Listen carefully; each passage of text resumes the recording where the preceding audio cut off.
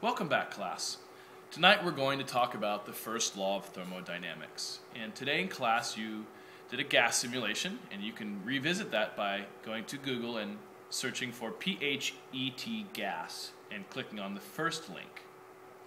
So today you began to investigate the first law of thermodynamics, and you learned that there are actually two ways to change the temperature of a gas. You can add or subtract heat from the gas by putting it in contact with cold or hot substances. And you can also do work on or by the gas. And so that's what we're going to apply tonight in a problem a little later on.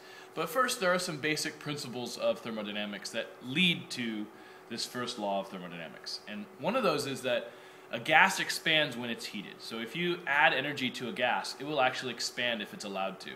Today in the gas simulation, you were not allowing the gas to expand because it was a metal container. So when you took the lid off the container, that allowed the gas to expand. So if you heat it, the gas will expand, and if you cool it, the gas will contract. All right? Also, we talked about some examples of that today in class. So when you compress a gas, you're actually going to make it get hotter. And we talked about the example of the bicycle pump. If you pump the air into your tires, when you finish, you'll notice that that pump is warmer, and that's partly due to the compression of the gas inside that pump that heated it up. Also, we talked about that gas gets colder when it decompresses, when it expands. And an example of that would be propane expanding out of a tank when you're cooking food on a grill or on a stove. And so those would be examples of work. Another interesting example in California that we get to experience are the Santa Ana winds. And so when there's a pressure difference in the interior versus over the ocean, these winds flow from the interior of California out to the ocean where there's lower pressure.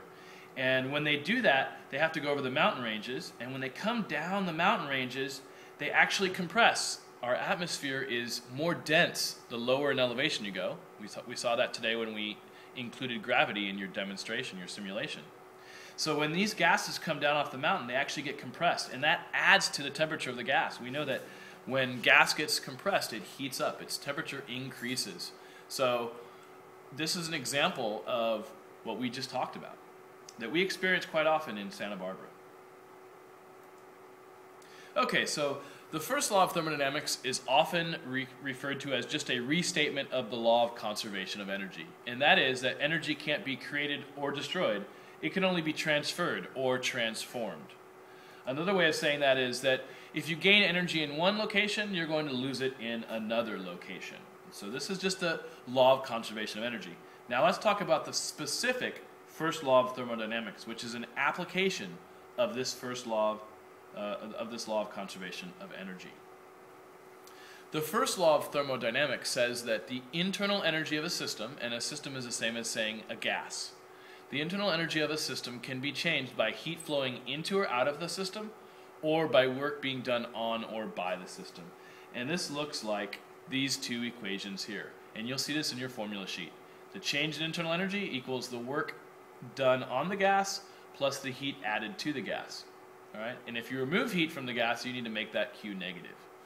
But they also give you another formula that delta U equals the heat added to the gas minus the work done by the gas. So remember, if the gas is expanding, work is being done by the gas, and that's going to cause its internal energy to decrease. That's why the negative sign. We're taking away that energy from the internal energy of the gas. That's why the temperature decreases, because the internal energy is decreasing. That negative sign for delta U means the internal energy is decreasing. And if we compress a gas, we do work on a gas, we're going to have to add that amount of energy to the internal energy of the gas. And we already learned that with work and energy. When you do work on a system, you increase its energy. And so that's why we see the plus. So let's go ahead and draw a situation where we have a piston, a cylinder of gas with a piston on top. And here are our two formulas.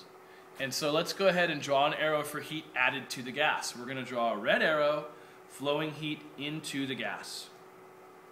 Okay, so this would be if we allow this cylinder to come into contact with something that is warmer. And I'm going to go ahead and focus on this a little better here. See if we can do that. That should allow you to see it better. And go ahead and draw an arrow for heat being released by the gas. And that is if we take this cylinder of gas and we put it in contact with something that is colder. And of course here we can see the heat leaving the gas. And this would be negative Q. The gas is losing energy because it's contacting something colder. We're going to have to take that amount of heat away. So that Q would be negative in that case. So if you ever read a problem that says 200 joules of heat is removed from a gas or a system, that's going to have to be negative. So let's go ahead and draw an arrow showing work done on the gas. If this is the piston and we're doing work on the gas, we're going to compress the gas and push this piston down. Remember, work is force times distance. So if we're applying a force and moving this piston down a certain distance, that's how much work we've done, that force times distance. And that would have to be added to the internal energy of the gas. That's going to make the gas more, the higher temperature. It's going to make the gas hotter. And let's go ahead and draw an arrow showing work done by the gas. If this gas expands, it pushes the piston up, it's going to do work by the gas, then that is going to be a negative value. The gas is going to lose internal energy. Okay? So let's go ahead and apply this to a problem. Here's the example problem. If 300 joules of heat are added to a system, remember a system is a gas, and the system does 100 joules of work, how much is the change in internal energy of the system? So first let's decide, are we going to use delta U equals Q plus W or delta U equals Q minus W? That's right, we're going to use delta U equals Q minus W. And the reason is the system is doing the work. That means work is done by the gas. Okay? So that means the gas is expanding. It's going to lose a little bit of energy due to that expansion. So let's go ahead and apply this. So we know that there's 300 joules of heat added. That's positive Q, just like we learned from the previous slides. Right here, we see that anytime heat is added, it's positive. And then there's 100 joules of work being done by the gas. This should say minus work done by the gas. I don't know why it says plus there. So we're going to subtract that.